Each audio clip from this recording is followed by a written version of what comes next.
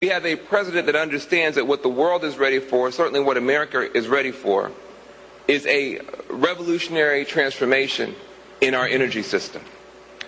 If you look at our vulnerabilities now, so many of them converge on the fact that we are basically using 8-track tape level technology to power America. We are in danger now, our scientists tell us, of cooking the planet, baking the planet with greenhouse gases, because we're still using fossil fuels, still using the remains of dead dinosaurs to power ourselves in the 21st century. Dead dinosaurs? That's what the left thinks about the real world? And wait till you hear how he's going to milk environmental fear-mongering for millions of dollars in jobs, for which, of course, he'll oversee the hiring. We don't know if they'll be armed or not. In order for us to meet our energy and our security and our climate goals, we are going to have to retrofit millions of buildings, upgrade them so they waste less energy. We're going to have to put up millions of solar panels. That's thousands of contracts, millions of jobs. We're going to have to manufacture wind turbines and put them up. Thousands of contracts, millions of jobs. We're going to have to grow biofuels, thousands of contracts, ultimately millions of jobs. This green jobs direction, these 21st century job and contract and entrepreneurial opportunities are represented in our recovery package. Wait till you hear this. He wants to place monitors in people's homes. I'm talking about those humble, hard-working energy efficiency dollars called caulking guns, insulation, high-performance windows and doors, replacing those old, inefficient boilers and furnaces with new high-performance ones, taking out those refrigerators that use 10 times too much energy and putting in the new stuff. Maybe sticking in some smart meters in those homes as well. Smart meters, huh? Just how smart will they be? And what will these meters meter? And what else will these millions of new employees be monitoring? Well, what would you expect from someone whose last job was harassing police, other than working for Obama in the White House as an environmental czar? It's Rock and Roll Friday. Play some music.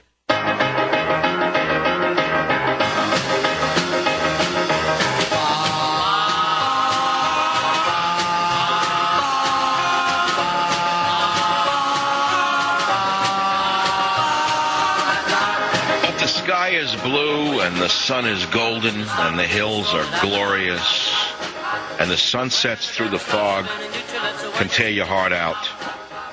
You know, when you see the fog lifting off this bay or you see the fog rolling in over the Sausalito Hills, you forget Obama, you forget the whole deal. I mean, nature is it. Nature's eternal, which is why I'm always drawn to nature and animals. That's why I'm drawn to the little bit of coastal cruising that I do, or the bay cruising, predominantly bay cruising, although that's going to soon change with a new Savage vessel coming into my life in the near future.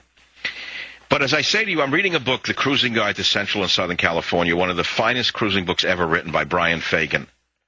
You know, it's amazing to me what you can find in the world of books. Golden Gate to Ensenada, Mexico, including the offshore islands, and every cove is covered by this man, and pictures that he took in his sailings over the years, which he started 35 years ago. No one's ever written a better book. Astounding. And you don't even have to be a boater to read this book as a piece of history of California coast. So as I say to you, you can learn from anything. Whatever your interests are, if you find the right teachers or the right writers or the right storytellers, you can learn from anything. And in this sense, as I say to you, I'm reading about the early history of the coast of California and reading this cruising guide, because I hope to come up from Ensenada in early September up to maybe Santa Barbara with a new boat that's coming in through the Panama Canal. I'll tell you that story another time, and I'll keep it very generic. But I'll join the crew in Ensenada, or I'll join the crew after it clears customs in San Diego, and I'll come north up to a certain point. So I'm reading about Santa Catalina Island. If some of you have been to Catalina Island, it's pretty magical. Santa Catalina Island, 18.5 miles long, 7 miles across, is a submerged mountain chain whose peaks hover offshore above the haze on a summer's day.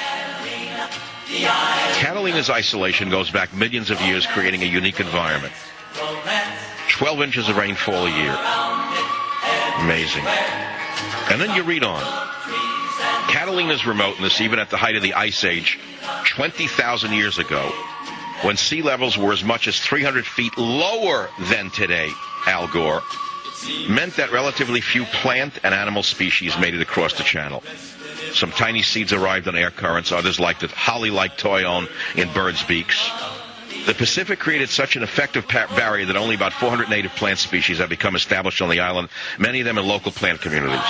During the past 10,000 years, humans have introduced the wild oats that dominate the island's grasslands and many other plants. Beautiful writing, isn't it?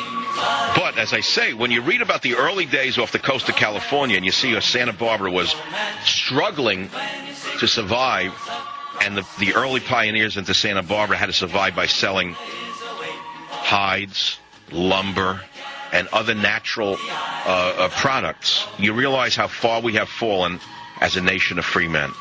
And that's why when I say to you, even reading a book on the cruising guide of Central and Southern California, and you look back and you see that the little town of Santa Barbara was trying to grow, and it had no money. And all they had to sell were whales and lumber, things like that. And the town almost went broke. But they had something to sell. They had to sell something. They had to get hides from animals, or they had to fell trees to sell lumber. Hides, tallow, lumber, hardware, passengers. You hear this? Coastal trade gained momentum as numerous sailing vessels and latest steamers plied between the various settlements carrying hides, tallow, lumber, hardware, and passengers. Santa Barbara gradually became a winter resort for wealthy Easterners. Can you believe this? Back in the 1850s, it was a winter resort for wealthy Easterners. Imagine they traveled across the country to go to a winter resort in Santa Barbara. I didn't know that. I thought they all went to Miami. Stearns Wharf was built out from the beach in 1872 and provided a convenient staging post for the coastal steamers. Even Chinese junks traded in the channel, hunting sea mammals and collecting abalone shells for the far-off markets. Then, of course, the gold rush occurs. And the gold rush sets off the drama of California and America. After the gold rush of 1849, the opening of the Transcontinental Railroad. And it explodes. But the point is that the people had to sell something in order to make a living. Hides, tallow, lumber, hardware, and passengers. They had to move passengers. They had to do something. What does your government do for you? On to other topics. Here's one for the record books. A federal warning to beware of campers in national forests who eat tortillas, drink Tecate beer, and play Spanish music because they could be armed marijuana growers is racial profiling, says an advocate for Hispanic rights. These warnings were issued Wednesday by the U.S. Forest Service because of the large amount of marijuana being illegally cultivated in Colorado's national forests. You see, they found 14,000 plants in the Pike National Forest.